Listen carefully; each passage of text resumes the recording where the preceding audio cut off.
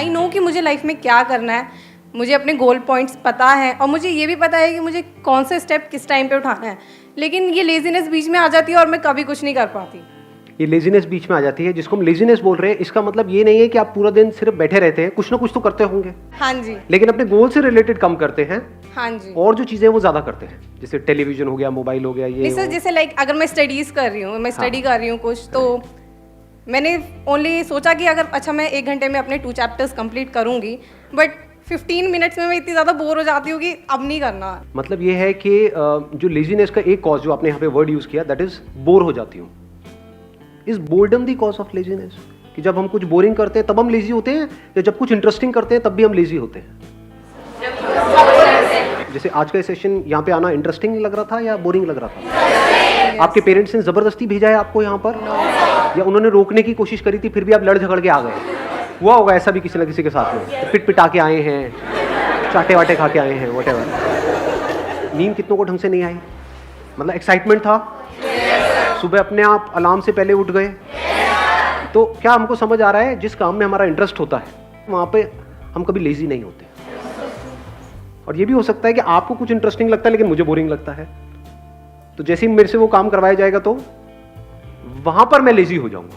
तो इसका जो कनेक्शन है बोर्डम से है। जैसे एक बीमारी होती है ना, उसके कुछ सिम्टम्स होते हैं, ये कॉज नहीं है बीमारी का। जैसे फॉर एग्जांपल आपका पेट खराब हो रहा है, तो वो सब सिम्टम्स हैं जो भी कुछ हो रहा है। बीमारी का जो कॉज है वो कुछ और है। अगर उस कॉज को हम समझ लेते हैं तो there is a strong possibility दोबारा से वो सिम्टम्स आने बंद हो जाएंगे। लेकिन अगर हम सिम्टम्स को ही ट्रीट करने की कोशिश करते हैं तो हर थोड़े दिन बाद वो आते रहेंगे जब तक कि कॉज वहां पर पड़ा हुआ है।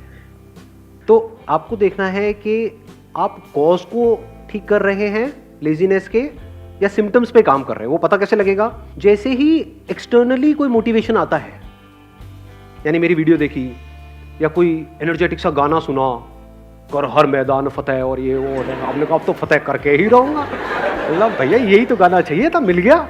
हाँ, और सुना गाना या मेरा कोई सेशन देखा, एकदम से एक्साइटेड हो गए, एकदम से चार्ज अप हो गए, लेकिन उसकी थोड़ी देर बाद बैक टू नॉर्मल। तो इसका मतलब क्या है? आप सिर्फ सिम्टम्स पे काम कर रहे हो, और अगर बार बार ये काम करते भी रहो तो इससे कुछ होने वाला नहीं। ये टेम्परेरी सॉल्यूशन है, देखोगे थोड़ी देर के लिए चार्ज अप हो जाओगे, फिर वापस से back to normal, back to normal, back to normal. दूसरा क्या है? परमानेंट। अगर आप इसके कॉज को अगर आपने पकड़ लिया है तो, कि एक्सटर्नली चाहे आपको कोई आकर के बोल रहा है कि मत करो मत करो, लेकिन आपके अंदर से आ रहा है कि नहीं, I am on the right path. ये बोले, वो बोले, वो बोले, कोई भी मुझे बोले, चाहे पॉजिटिव चाहे नेगेटिव, उससे फर्क क्या पड़ता है? मुझे करना है तो करना है। अब आपके ऊपर लेजीनेस हावी नहीं हो सकती। तो अगर ऐसा हो जाए तो काम हो गया। अब ऐसा कैसे होगा? वो सिर्फ तब हो सकता है जब अब किस तरह से हमारी ब्रेन काम करती है उसको ध्यान से समझ जाओ। हम क्या करते हैं, क्यों करते हैं, अगर वो हमको फंडामेंटल्स क्लियर हो जाए तो उन फंडामेंटल्स के बेस पे हम कोई भी इक्वेशन बना सकते हैं। Do you want me to go in the fundamentals, या फिर आपको स्टेप्स बताऊं? लेजीनेस से बाहर आना है, स्टेप 1 ये है, make a plan. Step 2 stick to it.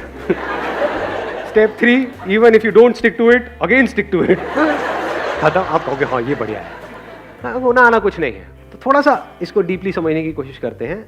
हमारी ब्रेन, आपकी ब्रेन नहीं, मेरी ब्रेन नहीं, हमारी ब्रेन इसी तरह से काम करती है, based upon pleasure, seeking pleasure and avoiding pain. क्या हम सुबह से रात तक जो भी कुछ करते हैं ऐसे ही नहीं करते हैं?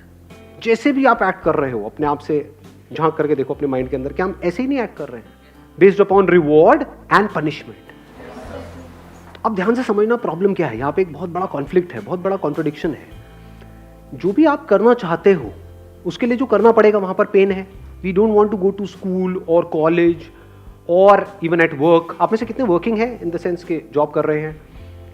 आप लोगों को काम पे जाने में मजा आता है, या जब महीने के एंड में जो मिलता है हाथ में उसमें ज्यादा मजा आता है? कि अगर बिना जाए मिल जाए तो अरे मजा आ गया। कि अभी अगर 6 days अ वीक है, वो 5 days हो जाए, 4 days हो, 3 days हो जाए, मजा ही आ जाएगा। मतलब समझ लो क्या हो रहा है। You want to avoid it, you want to avoid work and you want to get all the pleasures that comes through money. ये काम ना करना पड़े, मिल जाए फटाफट से जो मुझे चाहिए। तो अभी कॉन्फ्लिक्ट क्या है यहां पर? बहुत बड़ा कॉन्फ्लिक्ट है कि जो भी आप करने वाले हो उसका रिजल्ट आएगा बहुत बाद में, और ये भी श्योरिटी नहीं है कि रिजल्ट आएगा या नहीं आएगा। फॉर एग्जाम्पल किसी एंट्रेंस की आप तैयारी कर रहे हो, ये भी श्योरिटी नहीं है कि आप क्रैक कर पाओगे या नहीं कर पाओगे, और अगर ये श्योरिटी भी है तो कितने साल बाद जाके उसका रिजल्ट आएगा, 2 साल, 3 साल, 5 साल। लेकिन अभी हाथ में पॉपकॉर्न लिया और टीवी देख रहे हो, वहां पे प्लेजर कितनी देर में आया, इमीडिएट आ रहा है, तो ब्रेन क्या करेगी, इमीडिएट की तरफ ही जाएगी। ये पूरी की पूरी जड़ है जो हमको पकड़ में आ रही है। तो अब इसका रास्ता क्या है, इसका सोल्यूशन क्या है? अब होता क्या है, एक मजेदार बात आपको बताऊं, हमारे पास गोल्स भी होते हैं, ड्रीम्स भी होते हैं, लेकिन तब भी हम पेटी प्लेजर्स में उलझ करके रह जाते हैं। करना कुछ चाहते हैं लेकिन करते कुछ और है, जिसका हमारे गोल से कोई कनेक्शन नहीं होता है। अपने गोल्स को पोस्टपोन, ऐसा क्यों होता है? क्योंकि गोल्स तो है हमारे पास, लेकिन वो गोल्स या वो ड्रीम्स, उसमें एक्चुअल में कुछ है ही नहीं। मतलब उनको आप सपने तो बोल सकते हो, ड्रीम्स बोल सकते हो, क्योंकि ड्रीम्स किसके पास नहीं होते, सबके पास होते हैं। ड्रीम क्या है कि मैं अपने हाथ से एक रॉकेट बनाऊंगी, उसको मैं ना मार्च पे लेकर के जाऊंगी। कैसे बनाऊंगी, ये मेरे पास में एक कॉपी है, बस इसी के पेट फाड़ फाड़ के मैं बनाऊंगी। नहीं जा रहा, नहीं जाता, मैं नहीं कर रही, गंदा गेम है, मैं नहीं खेलती। संदीप सर क्या बोलते रहते हो आप अपने सेशन में, एवरीथिंग इज पॉसिबल, एवरीथिंग। वो नहीं हुआ, मैंने किया, नहीं हुआ। तो कहने का मतलब है, हंस लो हंस लो, हाँ। फर्क समझ पा रहे हो मैं क्या कह रहा हूं? एक है ड्रीम, एक है विजन। विजन मतलब क्या, कि मेरे को ये करना है, इससे पहले मुझे क्या करना पड़ेगा, मेरे को ये करना पड़ेगा, फिर ये करना पड़ेगा, फिर ये कोर्स, ये कोर्स। विजन को आप जितना क्लियरली देख सकते हो रियलिटी बनते हुए, और वो vision as good as real है आपके माइंड में, दुनिया के लिए नहीं है, हो सकता है आपके घर वालों के लिए भी नहीं है, but you know it for sure that I have a plan, a full proof plan. मैं कर जाऊंगा, मैं कर जाऊंगी, ये मेरी विजन है, इसको मुझे अचीव करना है इतने साल के, आई विल डू इट। तो वहां से ब्रेन में कुछ केमिकल्स रिलीज होने शुरू हो जाते हैं। जैसे कुछ खाते हैं जो हमको पसंद है तो कुछ केमिकल्स रिलीज होते हैं, डोपामिन रिलीज होता है।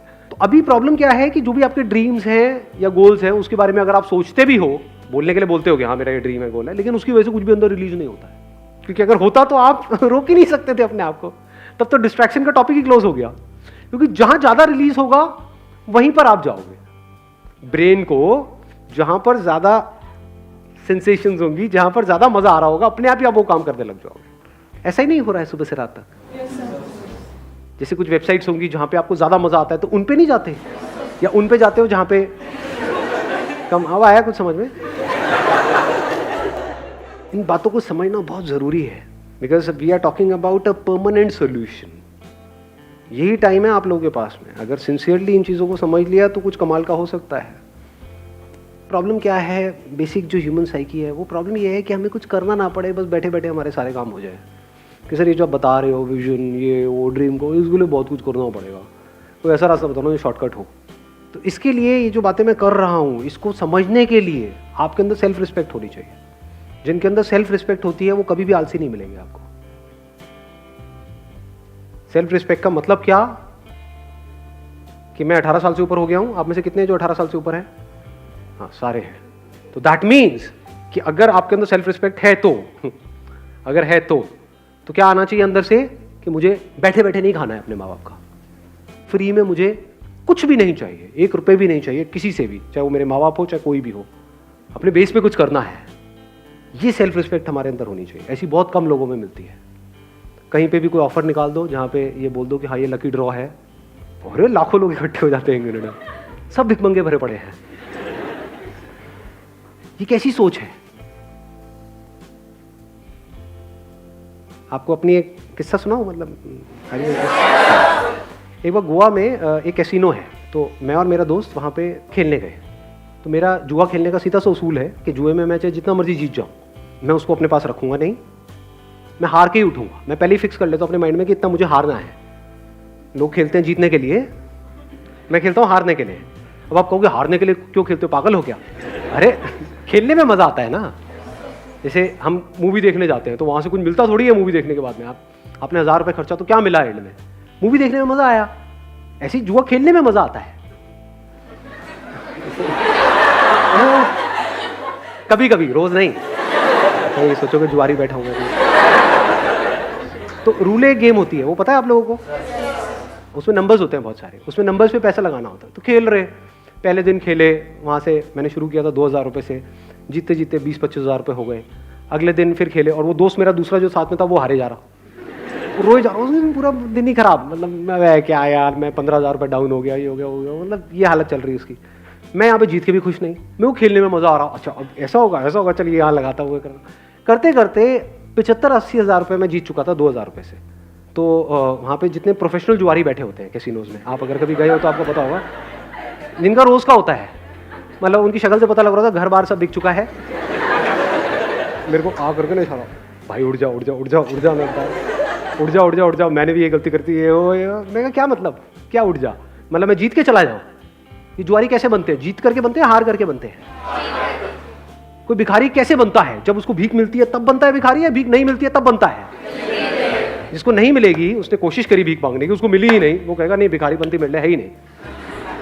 जिसको मिल गई वो भिखारी है, जो जीत गया वो जुआरी है। तो ये बेसिक से फंडे हैं लाइफ के। तो मेरा फंडा क्या है कि चाहे जितना मर्जी हो जाए, तो 75-80 हज़ार रुपये कैसीनो के भी बंदे वो सब एक्साइटेड हुए पड़े कि अगर मैंने ये लगा दिया एक नंबर पे तो उसका 35 गुना या 36 गुना हो जाता है।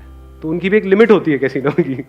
तो सबकी हवा टाइट थी, क्योंकि मैं पागलों की तरह खेल रहा था, क्योंकि मेरे को जीतना ही नहीं था, मैं तो हारने के लिए खेल रहा था ना। समझ लो, और लोग जीतने के लिए खेलते हैं, हारने से उनकी फटती है, मेरा ऐसा कुछ था ही नहीं। वहाँ पे मैंने क्या किया, वो पूरा का पूरा पैसा यानी 70-80 हज़ार रुपये एक नंबर पे लगाया और उठ गया वहाँ से। उस नंबर की आने की प्रोबेबिलिटी क्या थी? 1:35। तो सारे में कोई नहीं इसमें से कुछ तो रख ले, चल होटल का खर्चा ही निकल जाएगा। पागल है क्या, होटल का खर्चा, मैं जुए के पैसे से होटल का खर्चा निकालूंगा, जुआरी हूँ क्या? तो वहाँ पे रखा और मैं उठ करके बाहर चला गया। बाद में दोस्त ने आकर के बता दिया मुझे कि नहीं आया, और अगर वो आ जाता तो 70,000 × 35 करना कितना हुआ? 25-30 लाख रुपए हुआ मेरे ख्याल में। हाँ, तो उतना कैसीनो को मुझे देना पड़ता। तो आप समझ सकते हो कि कैसीनो की क्या हालत हुई पड़ी। सोचो अगर वो नंबर आ जाता तो 25-30 लाख रुपए उस कैसीनो को देना पड़ता। लेकिन अगर वो 25 लाख भी आया था तब भी मैंने वहीं पे टेबल पे छोड़ देना था, चाहिए ही नहीं, मतलब ही नहीं। इसको क्या बोलते हैं? Self respect. When I was getting married to my wife, अभी I am not too sure ये बातें बतानी चाहिए नहीं, बट तो ना बता दो आप, तो हर चीज़ बता दो सर, कुछ भी बता दो, आपका क्या जाएगा, आप तो अपने घर, मेरी वोट लग जाएगी एनी हाउ। तो बट इतनी कोई बड़ी बात नहीं है, छोटी सी बात है, तो बता देता हूँ, सच है तो उसमें बताने में क्या डर। When I was getting married to my wife, तो उस टाइम पे मेरे पास में एक सेकेंड हैंड मारुति स्टीम थी। तो मेरे को उड़ती उड़ती खबर आई कि वो मेरे को होंडा सिटी देने का कुछ प्लान कर रहे हैं। अगले दिन मैं अपने ऑफिस में गया, जितनी भी मेरी सेविंग्स थी वो सारी निकाली मैंने यहाँ से वहाँ से करके, और फाइनेंस करा ली एक होंडा सिटी। अगले दिन ही ले आया। मतलब मैं कहा आप दो किसको दोगे? लाइफ का फंडा सिंपल, किसी से भी 1 रुपये भी लेना नहीं है। मर जाऊंगा लेकिन अपनी सेल्फ रिस्पेक्ट पे कॉम्प्रोमाइज़ नहीं करूँगा। अब ऐसे बंदे जो डाउरी आज कहने के लिए इलीगल है इंडिया में, लेकिन आज भी बहुत लोग हैं जो खुल्लम खुल्ला ये सारे काम कर रहे हैं। अब उन बेशर्मों को मतलब क्या ये सेशन उनके लिए है? सोचो। अब वो बंदा आकर के पूछेगा सर मेरा आलस कैसे खत्म हो? अबे तू पहले दहेज लेने के बारे में तो बंद कर सोचना। हाँ, बैठे बैठे फ्री का खाने के चक्कर में है, तूने किया क्या उसके लिए जो भी तुझे मिला? तो पहले आपको अपने आप से पूछना है, मैं क्या कर रहा हूँ यहाँ पे? स्क्रीनिंग कर रहा हूँ। अगर आपके अंदर सेल्फ रिस्पेक्ट है ही नहीं, यानी आपको फ्री में कहीं से कुछ मिल जाता है तो आप बड़े खुश हो जाते हो, जुए के पैसे से आप बड़े खुश हो जाते हो, दहेज के बारे में सोचते रहते हो सुबह से रात तक कि हाँ मेरे को कितना मिलेगा, मेरी मार्केट वैल्यू क्या है। अगर इस तरह की आपकी सोच है तो ये सेशन आपके लिए नहीं है। सो ये सेशन किन लोगों के लिए है? जिनके अंदर सेल्फ रिस्पेक्ट है। जब सेल्फ रिस्पेक्ट होती है तो फिर हम रास्ते ढूंढते हैं कि लूंगा तो नहीं किसी से भी 1 रुपये भी, तो अब कैसे, मतलब खुद को ही लायक बनाना पड़ेगा। तो वहां से लेजीनेस जड़ से खत्म होती है, क्योंकि मैंने आपको बताया ना, माइंड 2 तरह से काम करता है। एक है प्लेजर, सीकिंग प्लेजर, एक है अवॉइडिंग पेन। यानी कि अगर आप पूरे दिन ये सोचते रहो कि मुझे अपने किस पेन को अवॉइड करना है, और वो पेन जिसको आप अवॉइड करना चाहते हो वो पेन उससे बड़ा होना चाहिए जो पेन आपको हो रहा है वो काम करने में जो आपको करना पसंद नहीं है। आया ऊपर से गया। हाँ, पढ़ने में पेन होता है, लेकिन अगर नहीं पढ़े तो इस थॉट से अगर आपको पेन होने लग जाए कि अगर मैं नहीं पढ़ा तो मेरे जो माँ बाप हैं उनकी हालत बद से बदतर होने वाली है, ये सोच करके अगर आपको उससे ज्यादा पेन होता है जितना आपको पढ़ने में होता है तो अपने आप ही पढ़ने लग जाओगे। और दूसरी तरफ से मैंने क्या बोला है कि प्लेजर, यानी ऐसी सेंसेशन अंदर से रिलीज हो वो सोच करके विजन के बारे में जो उससे बड़ी हो, जो छोटी मोटी चीज़ों में, तो कामयाब हो जाओगे। और क्या कर सकते हो अगर इसको इंटेलिजेंटली यूज़ करना है तो? बोरिंग इंटरेस्टिंग का भी हमको फंडा समझ आया। तो अगर कोई काम बोरिंग है, अगर उसको इंटरेस्टिंग बनाना आ जाए आपको, या उसको इंटरेस्टिंग तरीके से करो, तो भी काम हो गया। जैसे मेरे 11th में मैथ्स में बड़े अच्छे नंबर आए थे। मेरे स्कूल में ज़्यादातर बच्चे 11th में फेल हो गए थे मैथ्स में, मेरे बड़े बढ़िया नंबर आए थे। क्यों? क्योंकि हमारे जो मैथ्स के सर थे स्कूल में, उनसे मैं ट्यूशन पढ़ने जाता था, और एक भी ट्यूशन मैंने मिस नहीं करी, एक भी क्लास मिस नहीं करी। क्यों नहीं करी? नहीं इसलिए नहीं कि वो बहुत अच्छा पढ़ाते थे, अरे नहीं नहीं नहीं, क्योंकि आज जो मेरी बीवी है वो भी वहां पढ़ने जाती थी।